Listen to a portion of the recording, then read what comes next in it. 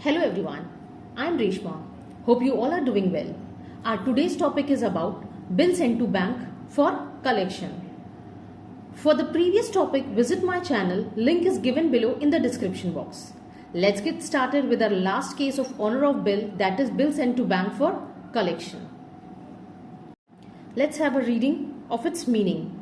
Sometime instead of discounting the bill, it is sent to the bank with the instructions to keep the bill till maturity and collect its amount from the acceptor on that date.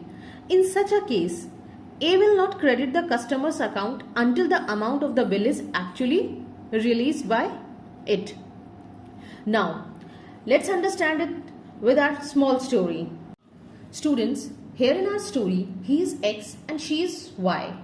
X has sold goods to Y on credit and Y has purchased the goods from credit. On the same day, a bill has been drawn.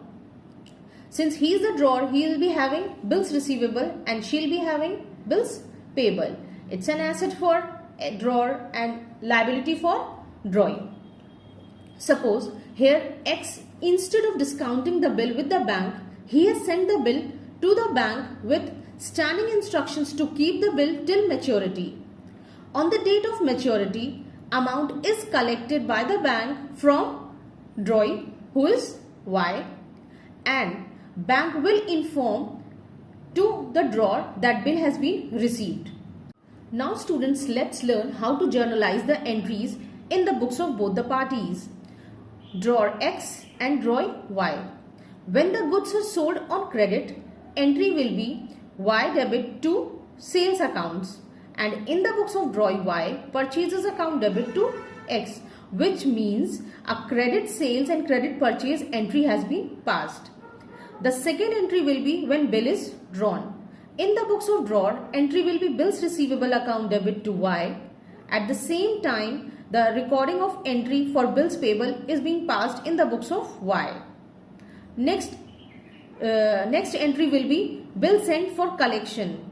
When X has sent its bill to the bank with the standing instructions to collect its amount, entry will be passed only in the drawer's book, that is bill sent for collection account debit to bills receivable account, and in the books of Y, no entry is passed because Y has nothing to do what X is doing with his bill.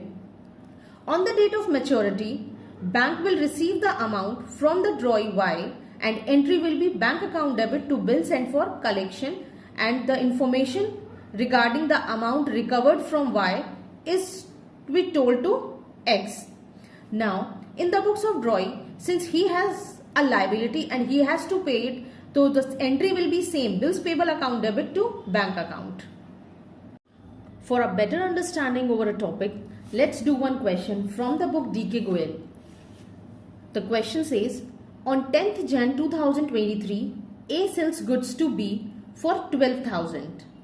On the date, B accepted a bills drawn upon him by A at 2 months for 12,000.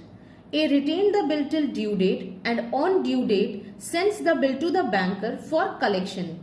In due course, A receives the information from the bank that the bill has been duly met. Students, let's try to visualize this question. Suppose he is A and she is B. A has sold goods to B for rupees 12,000 and on the same day B has given her acceptance to A that after 2 months she is going to pay 12,000 to A.